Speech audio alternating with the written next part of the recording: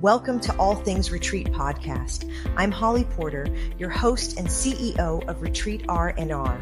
With over 25 years of experience in designing transformative retreats, I'm here to share insights and inspiration to help you create extraordinary experiences.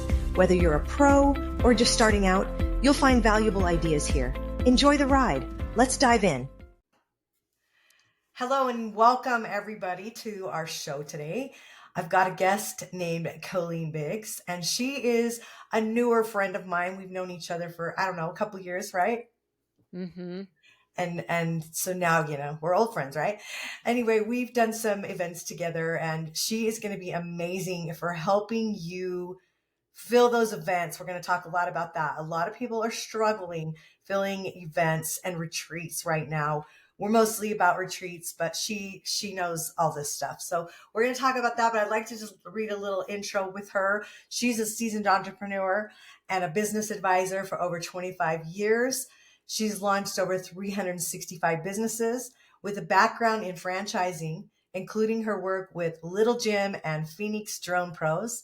She empowers entrepreneurs to expand their influence, increase revenue, and build thriving networks. So through her masterclasses and Empower and Elevate conferences, Colleen helps women to unleash their profit. So grab a pen and paper because you'll probably need it. We're going to drop some hopefully great networking bombs. And welcome to the show, Colleen. Thanks, Holly. I think we met back in 2020, actually. I want to say it was probably 5 years ago. We met mass networking when all of us were online. I was like, who is this lady? She does all this amazing stuff. You're raising funds for a startup tech company and in real estate. And I was just like, retreats, and we could go on and on and on. And I was like, she's Superwoman. Oh my gosh. And then we just kind of networked here and there, and kind of poked each other every once in a while, and then boom, just show up at an event together. So it was great to just have downtime and really get to nurture that relationship and grow it. So and we actually got to physically meet each other because all that was online before. Yeah. So and I think so much of that is reality for all of us, that maybe the first time someone shows up at our event or the first time that they walk in the doors at our retreat is the first time we have physically seen them in person, because so much is done online today. It's so true. All right. So let's talk about if you were going to wow somebody, because we are used to doing things online. So let's talk about them both. Yeah. If you want to wow somebody, you're a retreat leader and you want to get new people in your tribe. I had a gal tell me the other day, she said, I want new people. I have a great tribe of community, but I want to expand my reach. She really wants to go after more high ticket people, more influential people. And that's fine. That's her model. That's not everybody's model, but that's her model. And she was having that challenge. She says, I feel like it's figuring out. So what would you say to those type of people right now? I think that there's a customer at every price point. So the first thing you would need to do is match your retreat, match the experience, and match the price, the ticket price, to who you want to attract.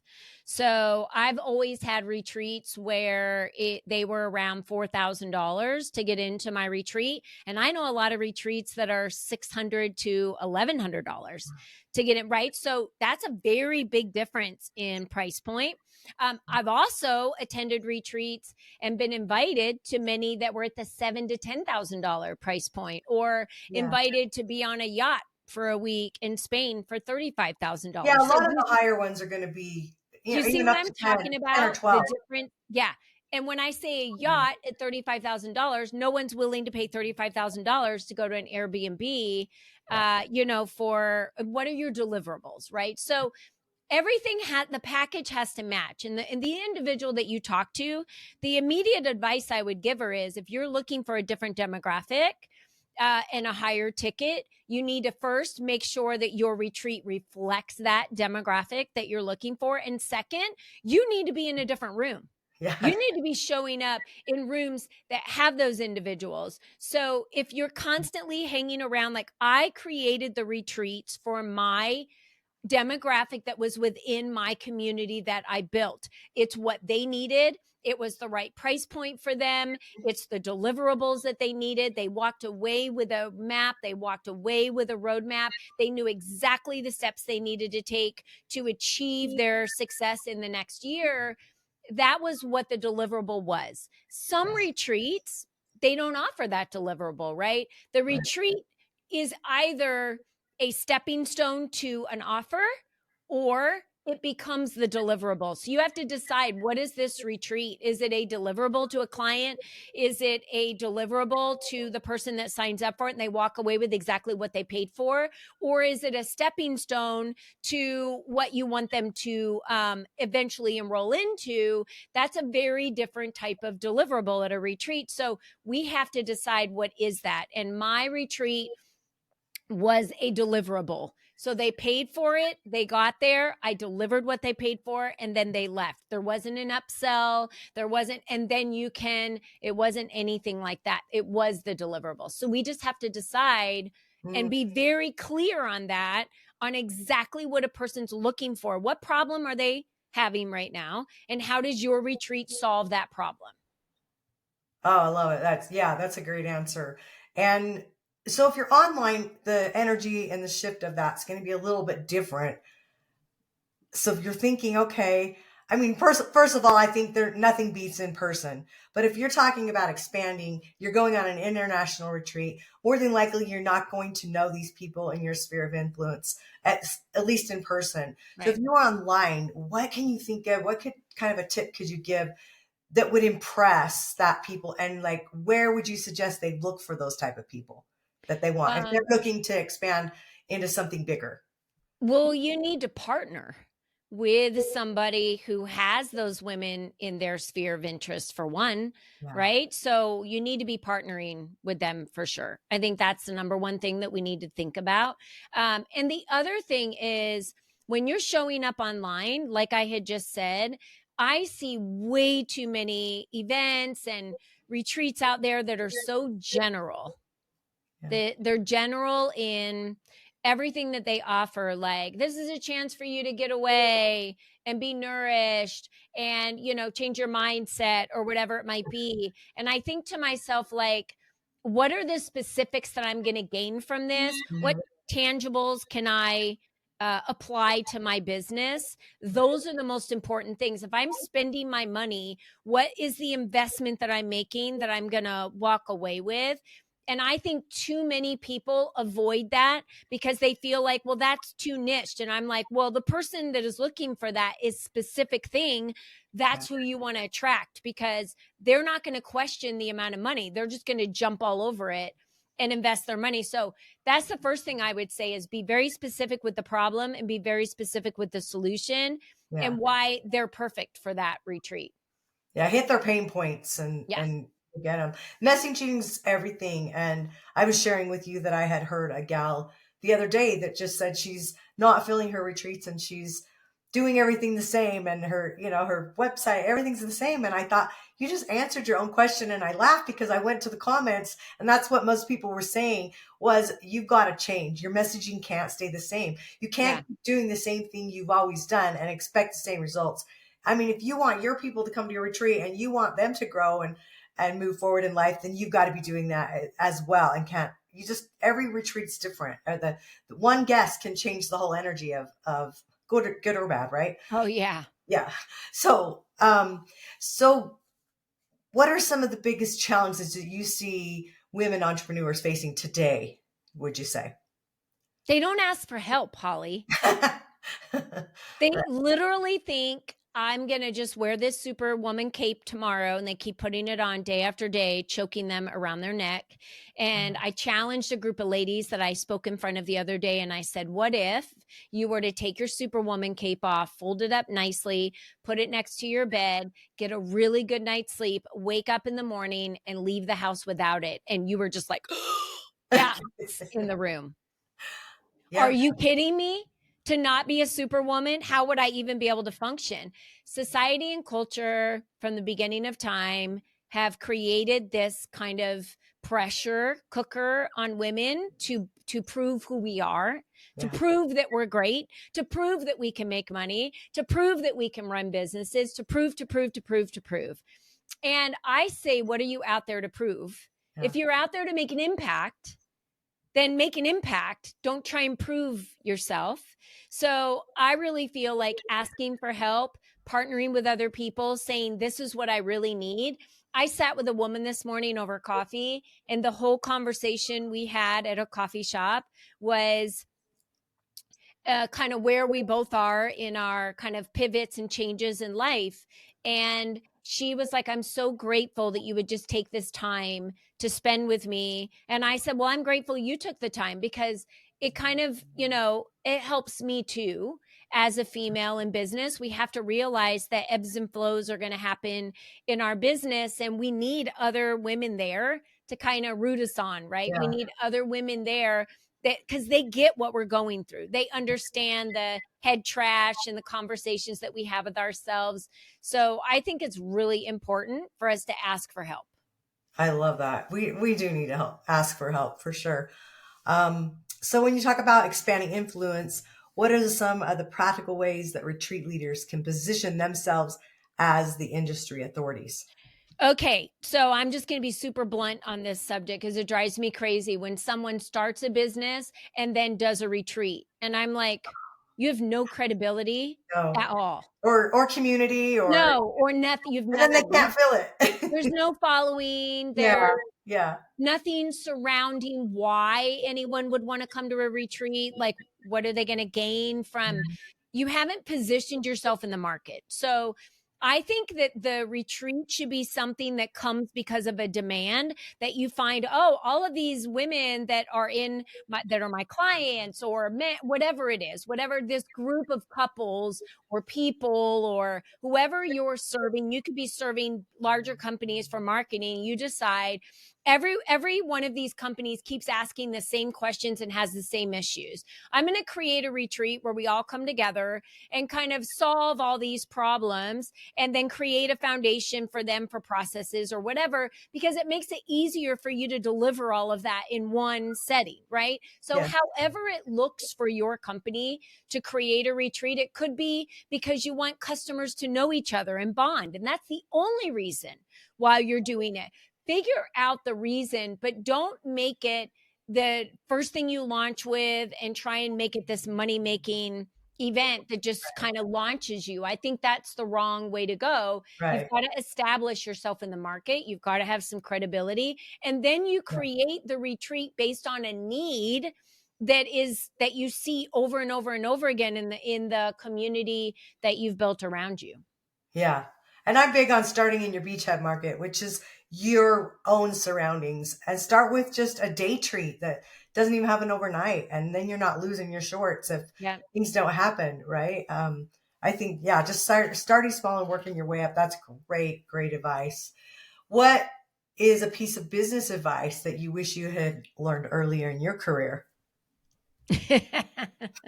So many lessons, right? Oh, hire the right accountant. Oh, yeah. And well, I would say legal and accounting is huge. Yes, And people don't legal want to is spend the money huge. on it. Yeah, I Yeah. working with a great legal team now. Um, do your due diligence. Mhm. My biggest thing now is talking to customers of a business before I actually work with them, and talk to their customers at least 5 to 6 to 7, Yeah. so that I can hear from every kind of corner what their thoughts are about that business, good and bad. And I don't want to hear all the good stuff. I want them to tell me the negative things too, because sometimes those negative things don't reflect badly on the company. It might reflect badly on the customer, right? So I want to Yeah. know everything. So that's probably the best legal advice, or advice that I wish that someone would have given me back in the day. And the other thing that someone gave me advice at one point, because I had always felt like I needed to be in partnerships with people, because for some reason I felt like I could never do it on my own. And we really can. Now, doing it on your own does not mean you do everything. You still delegate, you still have a team, but you don't necessarily need another person to rely on as a partner in that business. You can still run the business, but you do need a team of people to delegate to, because that's the only way to scale. You're Yeah. either the cog in the wheel and you're the person with, the staff around you. And in order to scale, you got to pull yourself out of that. It's the number one Yeah. thing with all the business owners that I've worked with was you're going to be it in the business for a while until you can start training and working on other people to kind of step up to Right. be those managers in those positions. And what kind of life do you want to live? Do you want to be in the business running it every day and kind of you're the ceiling, or do you want to be able to step out of that, go on vacation? What if you had a medical emergency or things that took you out? Could your business still run and produce without you being in Yeah. it? And I think the answer to that for most people is yes.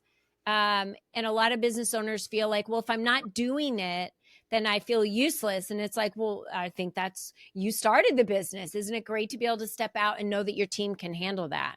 Go work on a So, passion project or start a nonprofit. There's yeah. so many things you can do. I love that. And I have also noticed, though, with a couple people that I knew personally, I watched them kind of go the other way. Like they had it down where, oh, I need a team. I need a team. That was all great, but they would hire too soon. So they really weren't ready for a team, especially financially. And I felt like it was almost the lazy side of them that it was work they didn't want to do. But it's like, you're not even making a living. Why would you delegate and put it onto somebody else just because you don't want to do it? Like there's a smart business sense in there somewhere of balance. When you Right. say, yeah, Well, yeah, it's like when you first become a realtor and pass your test, you don't go hire a transactions coordinator. right. You got to know how to do it. You are the one doing the transactions. You're the one working through it until you get to the point where you're like, okay, now I can't go show homes and do everything I need to be doing. And, Yes. so now I need someone to help me on the back end doing things. So it's timing with Yeah. all of it. It's And timing. I'm watching that unfold with somebody very close to me right now that they have done that and their transaction coordinator fired them. And now they're scrambling because you don't know how to do those things. You need to keep your hands involved. Just speaking of real estate, just that was Yeah. a perfect example of what Yeah. I just heard that like yesterday, I think. And Yeah. it's funny because it's true. You need to know the jobs. You don't need to know how to do everything in your business because Hmm. you can be the CEO and you hire the right people to figure out the how for you. They know how. You don't have to know how, but you do need to be a good leader and a good CEO of your own company. 1,000%. Yeah. Yeah. So back to networking. I know I love talking business stuff too, but you're so good at the networking piece of it. You have your conference, Empower and Elevate, and you have women coming in the Phoenix area, right? So tell us a little bit more about that. Yeah, so I started that conference 2 years ago here in the Phoenix area, and I started it for one purpose and one purpose only. Two, I take that back. Two. One, I wanted to connect all the amazing ladies I was meeting locally under one roof because it was a full-time job trying to connect everybody. Oh, Connie, you got to meet Jenny, and Jenny, you got to meet Lisa, and Lisa, you got to meet Holly, and Holly, you got Yeah. to meet, Anne. Oh my gosh, and I love doing that. And I'm a huge connector. And I love it when people do that for me. I'm always like, oh my gosh, let me send you thank you cards and everything for doing that for me.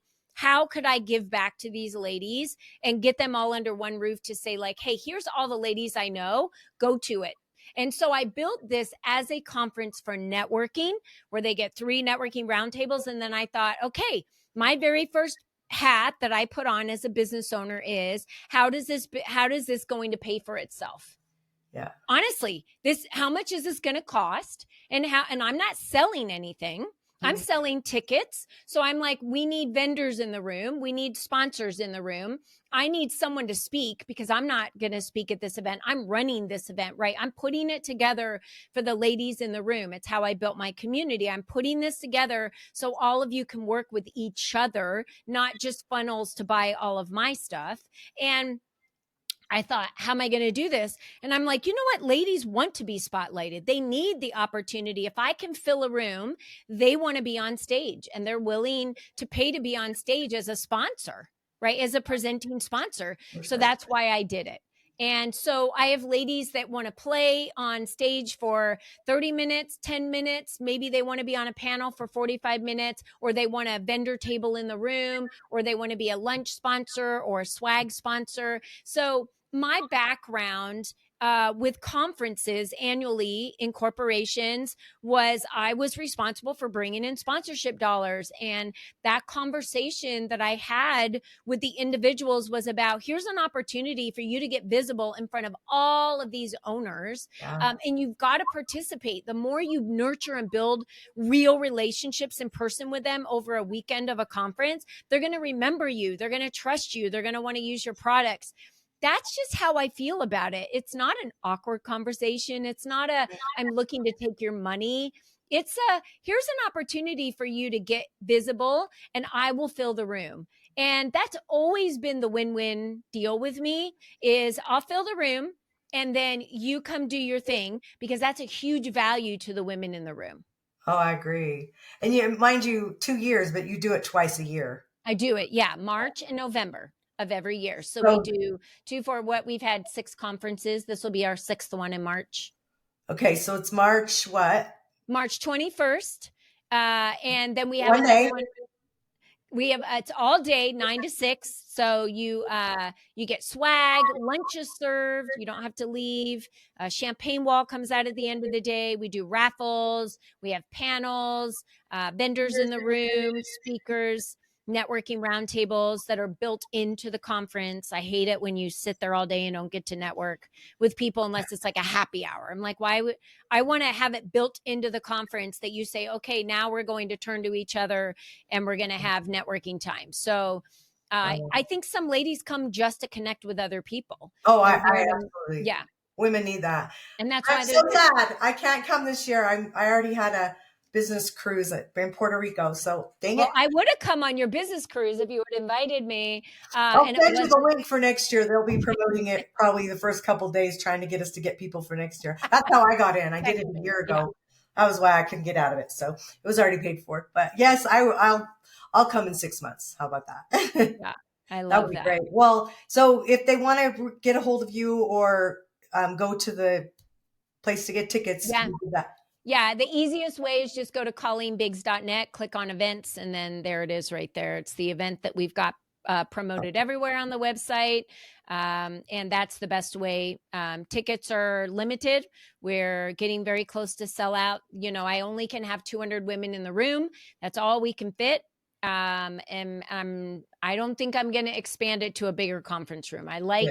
I think that is plenty for the day. And, you know, it's phenomenal that we're able to fill that many Oh, it's seats amazing. And people twice come a from all year. over, not just from Phoenix. They're invited, right? From everywhere. California, Colorado. I have some ladies flying out from the East Coast Mhm. actually to speak. And I've had ladies as far as come out from New York, New Jersey, Florida. They're like, are you kidding me? I'm there. I want to Yeah. speak on the stage. So, you know, they're looking for more visibility. Here's the thing. If you keep going to the same rooms with the same people, you're going to get the same results. You've got to be walking into new rooms. And that's the number one thing I hear. Yeah. It's not a bunch of repeat. There's maybe 25% of the same ladies repetition and 75% are new every time. That's massive Yeah. for a room, for someone to come and maybe they're on a panel, maybe they're a swag sponsor, maybe they're a table vendor, maybe they're just an attendee, maybe they're a speaker. I love when women move around and do different things and figure out like what they want, how they want to promote themselves. And I give everybody the mic. If you're a sponsor, you get the mic in the beginning of the day, because this isn't about me. I don't keynote at my own event and I hear all the reasons why I should do it a certain way. And I tell you what, Holly, we got to trust our gut. And Yeah. I don't need to keynote at my own event. I'm running the whole dang thing. It's working. And I feel like I'm constantly on that stage introducing the next person. Sure. Nothing fills me more than to hand over a mic to another lady to Yeah. shine the spotlight on her. Oh, I love that. Yes. Well, we'll put your information in the show notes. And if they're if the guests are listening to this later, then know that it's every 6 months. So there'll be another one in November, and you can hit that one if you don't get this one. But I think the podcast will push it out, so it'll come out just before. If somebody last minute hears it and wants to jump on a plane, or they live right there in Phoenix or close to the area, then California can even drive. It's not that far. Easy. Yeah. Easy. I've Well, had thank women you. get up in the morning and drive over Yeah.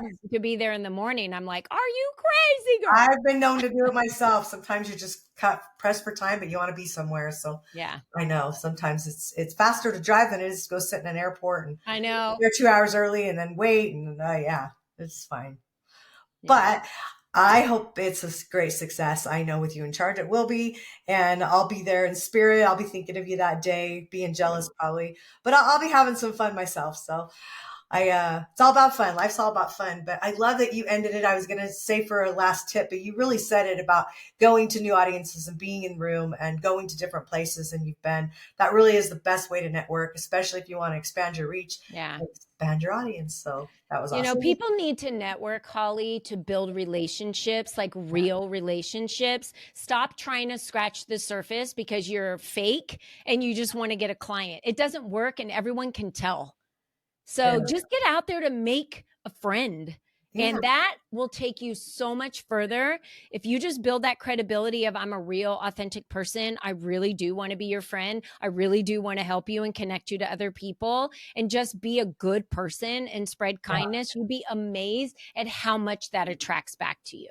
It's so true. I've had that advice from a couple of my mentors lately about this cruise because it's a business cruise. And I've already seen a few people in the chat and they're just all about like, find me and I only work with these people. And like, they're not going to talk to me if I'm not that person. And it's such a turn off. I'm just like, okay, I'm just going to go and be authentic.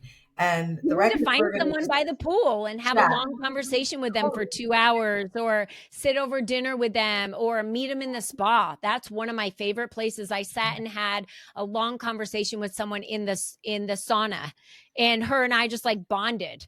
You know, and I would rather sit in a sauna and bond with someone than try and be sold to, you know, with someone throwing a business card at me on a cruise. It's so true. It's so true. Yeah. I don't know. There's just always a balance in things that we do, but well, thank you. I appreciate you coming on the show today, and I'm sure our listeners will get some nuggets out of that. I hope they took some notes because I think you dropped a few great ones. So appreciate you. We'll probably have you back another time as well. Well, I want to come see you, Holly. So whenever you're back, let me know because I would love to come up and hang out. That would be fun. You know, I'm on that. Yeah. We'll go for a hike in Zion National Park. Yes. Oh my gosh. Let's do it. I can't wait. All right. Well, thanks everybody. Join us next week on the show again, and we'll see you later. Bye for now. Bye. Thanks for joining us on this episode of All Things Retreat. We hope you're leaving with new ideas, fresh inspiration, and the motivation to take your retreats to the next level. Don't forget to subscribe and leave us a review. It helps us grow and reach more retreat leaders like you. And if you have any questions, topics you'd like us to cover, or just want to say hello, send us an email at info@weretreatrnr.com. Follow us on social media to stay connected and catch all the latest updates. Until next time, remember, great retreats start with great intentions. Let's make them extraordinary, one step at a time.